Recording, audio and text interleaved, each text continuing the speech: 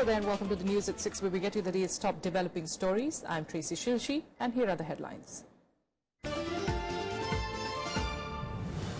Campaigning for the fifth phase of polls in Uttar Pradesh ends. Voting for 51 assembly seats to be held on Monday.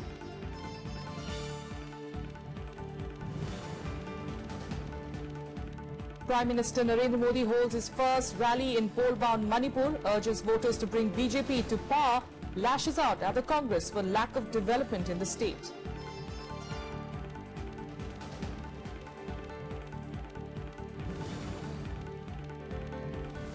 The White House bars news outlets from attending briefing, tells reporters that Trump administration will push back on inaccurate stories that come from the media.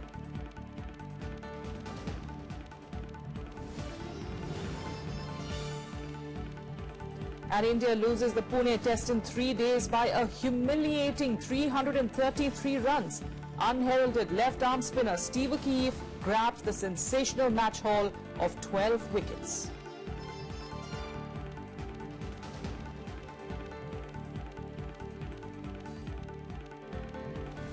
First, let's get you all the latest from the ongoing assembly elections in Verdict 2017.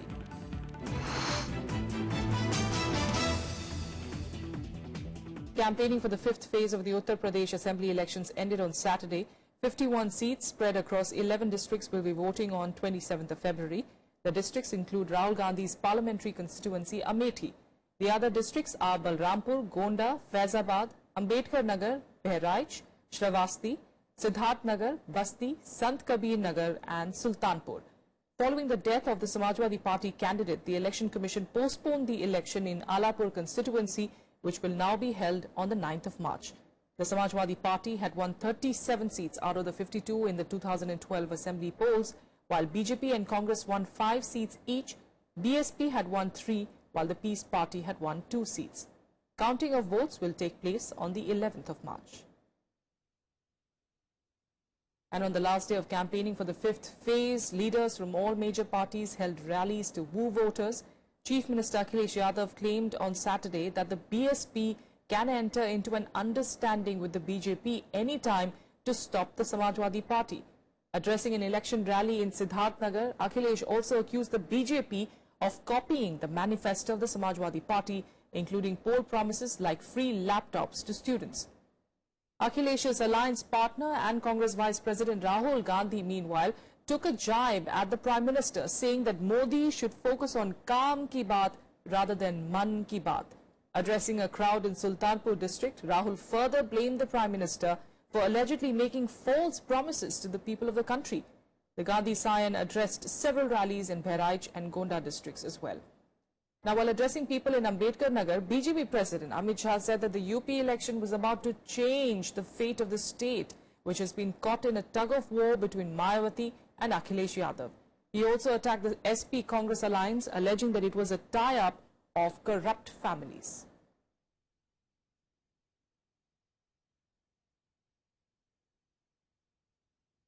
All right, for more on those developments, we are joined by correspondent Sham Sundar joining us live from Faizabad now. Sham, like expected, of course, we had some big rallies that took place today by the end of the fifth phase of campaigning. Give us an idea of what stood out for you, at least when it comes to those rallies.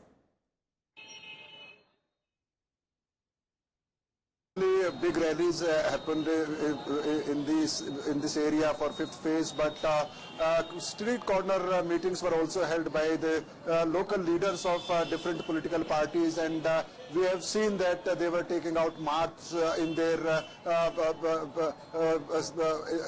party favor. So, but if we talk about Faizabad and Ambedkar Nagar, where we are talking to you, here Bahujan Samaj Party has given a Muslim candidate, and Samajwadi Party have sitting MLA who is again contesting on Samajwadi Party ticket. But the Ayodhya was always a bastion for Bharatiya Janata Party, and Bharatiya Janata Party is hoping that there will be a division of vote in minority, and they can manage, and same is the case in adjoining constituency Rudoli. But today we were talking to some of the minority voters, and they say that most of the minority voters, they will go with Samajwadi Party, and there is a feeling in minority, that Bahujan Samaj Party has given Muslim candidates on those areas where Samajwadi Party has strong presence, and if there is a division in the minority vote, it can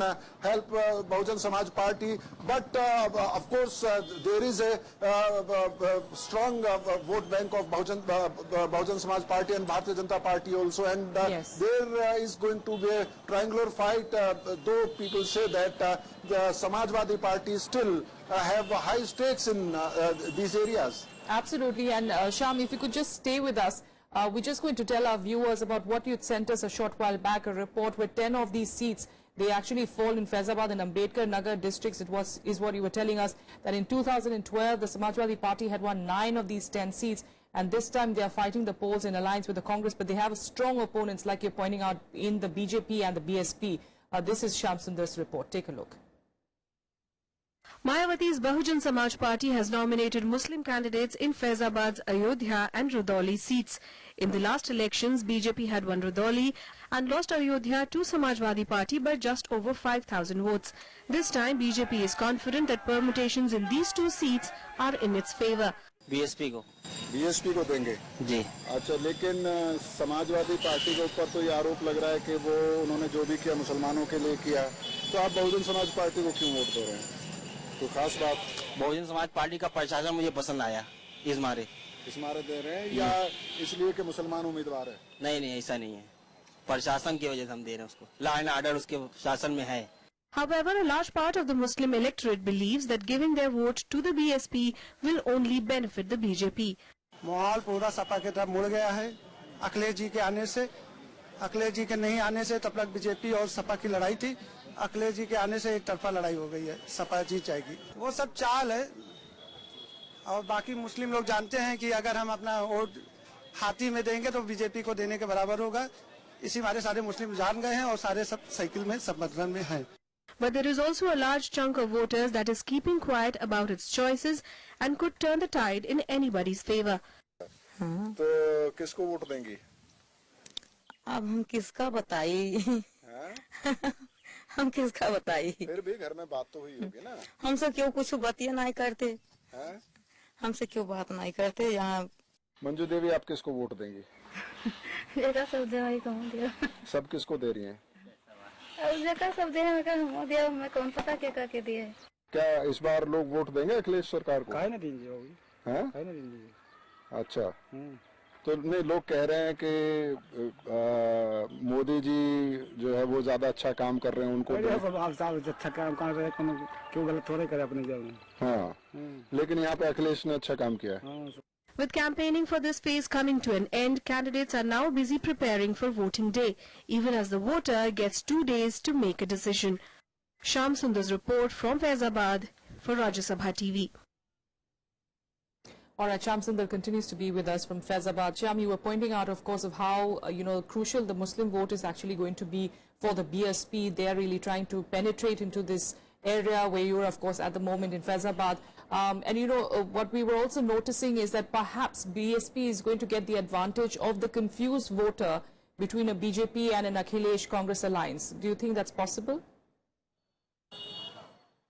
Well, Bahujan Samaj Party has given more than 90 tickets to Muslim candidates, and it's a big factor on which Bahujan Samaj Party is depending, because Bahujan Samaj Party has a core voter in Dalit population of the state, and of course minorities, they have always faith in Mulayam Singh Yadav and Samajwadi Party's leadership, and Akhilesh is in his rallies warning minority population that if there is a division in the Muslim votes, it can help BJP. But you see, when there is a candidate from some community, certainly one part of the community can go with the Muslim candidates, and it is worry for the Akhilesh Yadav and Congress Party. But when we were talking to minorities here, there is a perception also because Samajwadi Party and Congress, they have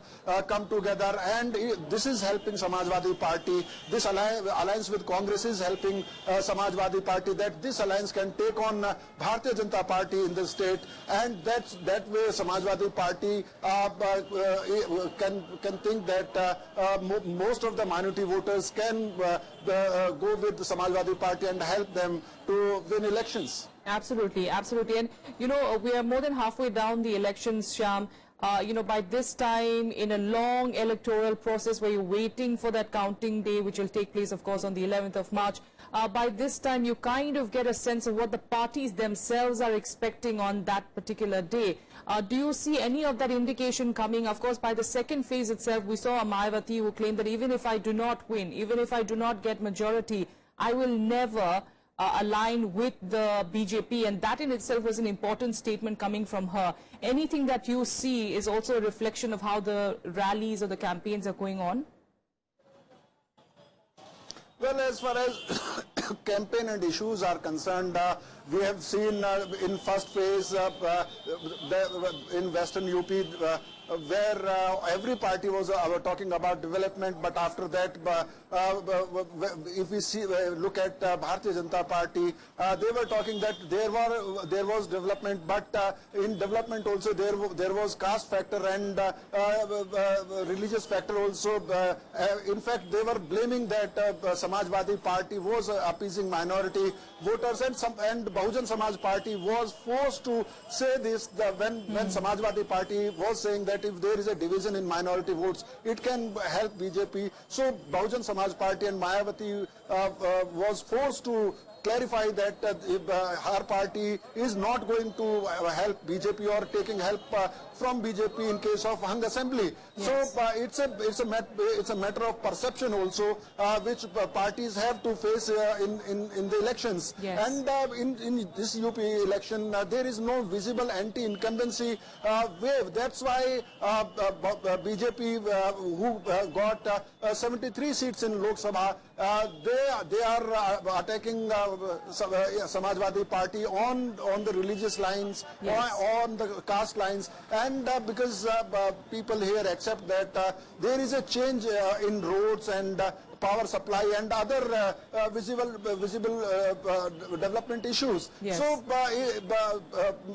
overall, if you see that there is no wave in favor of any party, but there is no anti-incumbency wave against Akhilesh Yadav also. Absolutely, and that is why these elections are so interesting to track, aren't they, Shyam? Thanks so much for joining us for the moment, Shyam. We'll come back to you through the evening for more updates coming in from Faizabad and the area around there as well. Meanwhile, talking about elections with polls, in fact in Manipur too, just a week away, Prime Minister Narendra Modi addressed his first public rally in the state's capital, Imphal, on Saturday. Addressing the crowd, Modi said that the BJP's goal was development of the state and welfare of its people.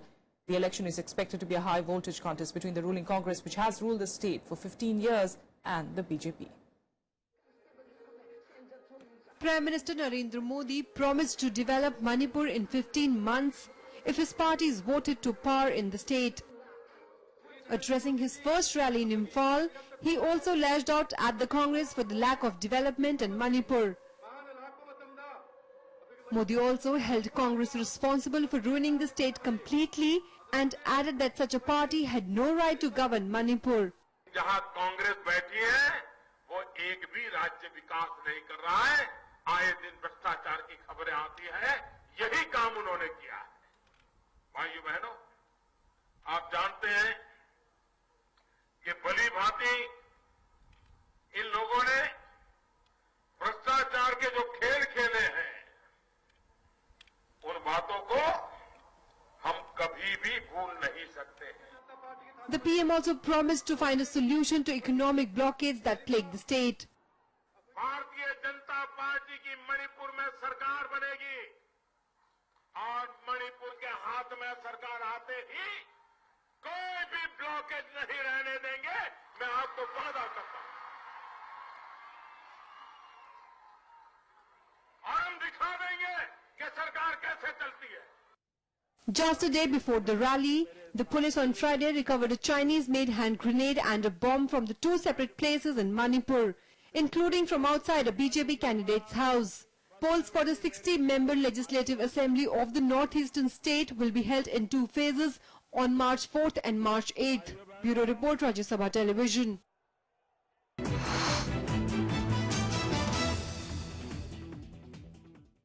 And now let's get you some updates from across the country in Nationwide. Former Nagaland Chief Minister T.R. Zeliang was today appointed as the finance advisor to the state government in a rank of a cabinet minister. Zeliang, appointed by the Governor P.B. Acharya, will reportedly receive the pay and allowances and all other facilities admissible to a cabinet minister.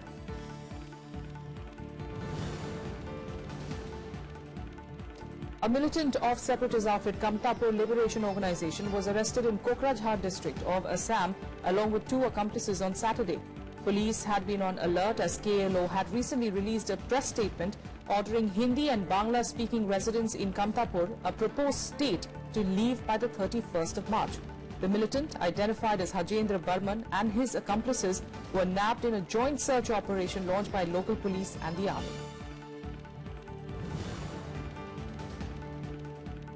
A Delhi-bound plane of SpiceJet had to abort takeoff at the last minute as an Indigo flight could not clear the runway due to the presence of rabbits on the strip, averting a major mishap.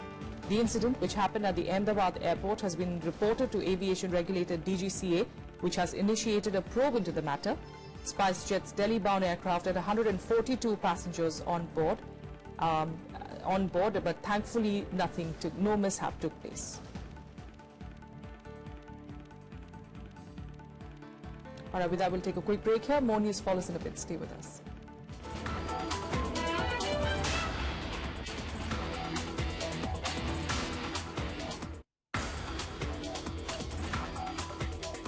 Interdisciplinary science in the future will be one of our pillars on which this institute stands. The second infectious disease drug actually originated in India.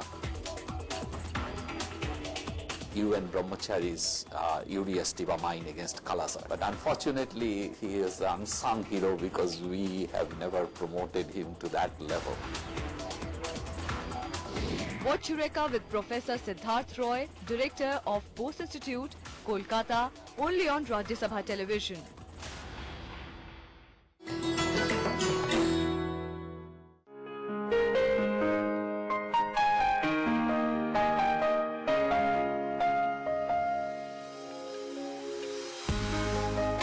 The prolific British poet and story writer Joseph Rudyard Kipling, one of the first masters of short stories in English.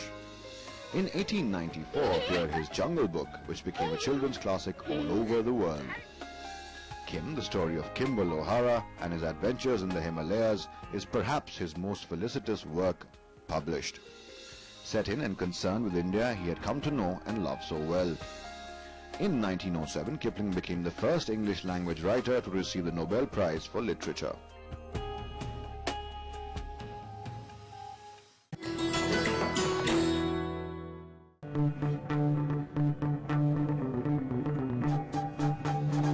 Art arisen from a multi-hued cultural canvas.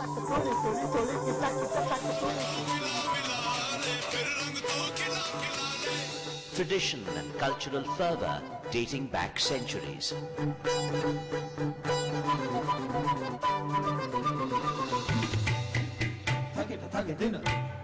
And encircling them all, there's a magic that awes. Embrace your nation's brilliant human warmth.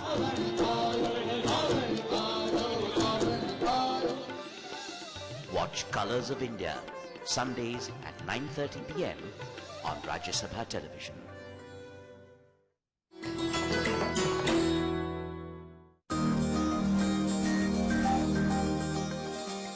Harappan sites are a treasure trove of sophisticated pottery.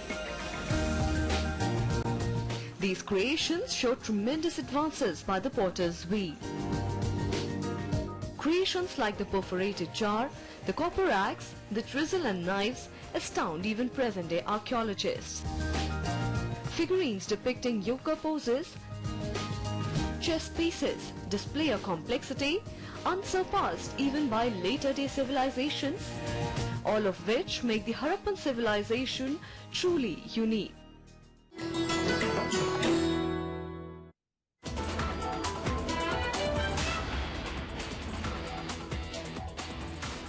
Welcome back. Now, 3 days after an Indian techie was shot dead in the United States, his wife is seeking answers, targeting the US government.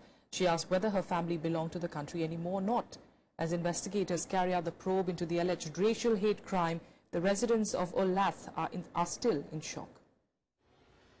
32-year-old engineer from Hyderabad, Srinivas Kuchibotla, had dreams of making it big in the USA. He even convinced his wife to accompany him as he took up a job at US tech company Garmin in Olathe. But today, those dreams lie shattered. 3 days after Srinivas Kuchibotla was shot dead in Kansas by an American Navy veteran, Adam Purintan, his wife is demanding answers. I was always concerned. Are we doing the right thing of staying in the United States of America? But he always assured me that only good things happen to good people. And I need an answer. I need an answer from the government. I need an answer for everyone out there. Kuchibotla's family back in Hyderabad is in shock. They blame US President Donald Trump for their loss. This certainly shows that Trump is only the prime reason as of now. The United Nations chief has also denounced rising cases of xenophobia and Islamophobia in the US. His spokesperson said, and I quote, "The Secretary General, if you have listened to what he said in the last few months, has spoken out forcefully against xenophobia, Islamophobia and anti-Semitism. We are seeing throughout the world an increase in these crimes, and I think he has denounced them clearly." Unquote. The attack has left residents of Olathe in shock as they paid tribute to the techie by leaving flowers at the bar where he was killed. When we peeled the layer, then we realized, oh, the gun violence was actually somebody killing people because they're different. And so that adds another layer to it, and that's when it became really hard to really make sense of this. The attacker, who yelled "terrorist" and "get out of my country" while firing at Kuchibotla and his colleague Alok Madasani, was arrested in Missouri and has been charged with murder. A hate crime angle to the shooting is also being probed. Bureau Report, Rajya Sabha TV. And now, staying with the US, several major news outlets, including the New York Times, CNN and BBC, have been barred from attending an off-camera White House briefing. This is an unprecedented move that escalated tensions in the already fraught relationship between the Trump administration and the media. Hours after President Trump blasted the media at the annual Conservative Political Action Conference, declaring that much of the press was the enemy of the American people, the White House yesterday invited only a select group of conservative news organizations for the extended press conference. Defending the move, administration spokeswoman Sarah Sanders in a statement rejected that this was the case of denying access to media.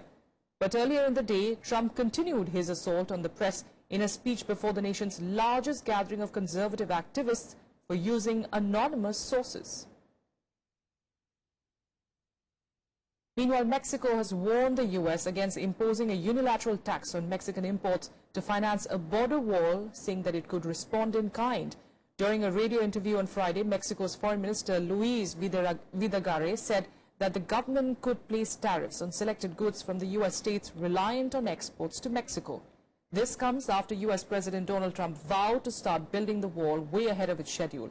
The president has proposed to levy a 20% tax on Mexican imports to pay for a border wall. The US is expected to start work on constructing the wall by next month. Donald Trump has pledged that he will get Mexico to pay for the wall, which could cost up to $21.5 billion. Pero como una realidad, naturalmente el gobierno mexicano tendría que responder. Y probablemente la respuesta no sería ponerle un impuesto generalizado a todas las importaciones que vengan de Estados Unidos, porque eso lastimaría al consumidor mexicano. Encareceríamos la vida diaria de los mexicanos, sino que lo haríamos de manera selectiva. And here are more international news updates in Global Buzz. At least 10 people died and over 14 injured in a hotel fire in China's Jiangxi province. Firefighters were still in search of the trapped people in the building. More than 160 firefighters were deployed to the site, 19 fire engines and several ambulances mobilized for rescue operations. At least 10 construction workers were working when the fire broke out on the second floor of the hotel in Nanchang City. At least 13 persons are being treated in a hospital. Iraqi forces on Friday entered a West Mosul neighborhood for the first time since the October launch of a massive offensive to retake the city from the Islamic State group. The push on Al-Mamun, a small neighborhood on the southwestern edge of Mosul, came after government troops retook the airport, which commands access to the city from the south, and a nearby military base. Gunmen and suicide bombers have attacked security bases in the Syrian city of Homs, killing at least 42 people. The jihadist group Tahrir al-Sham said that it carried out the attacks. The Syrian Observatory for Human Rights said that attackers targeted the headquarters of military security in the city and also a branch of state security. According to reports, Army Intelligence Chief, a close associate of President Bashar al-Assad, was among those dead. Tahrir al-Sham said that 5 of its fighters had taken part in the assault. And speaking of an assault, but in a totally different context, and this in cricket, Australian left-arm spinner Steve O'Keefe ran through the Indian batting lineup, pushing the host to a humiliating 333-run defeat inside just 3 days. His match haul of 12 wickets spelled doom for the Indians in the first Test match in Pune.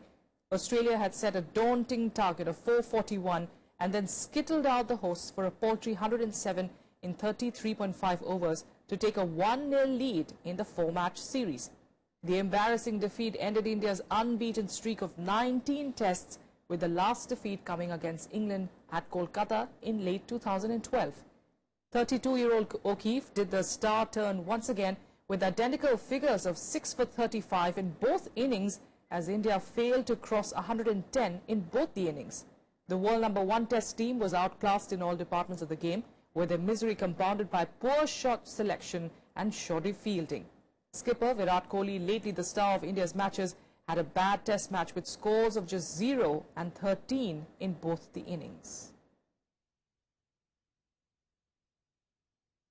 All right, that's all we could pack in on the news at 6. Thanks so much for joining us.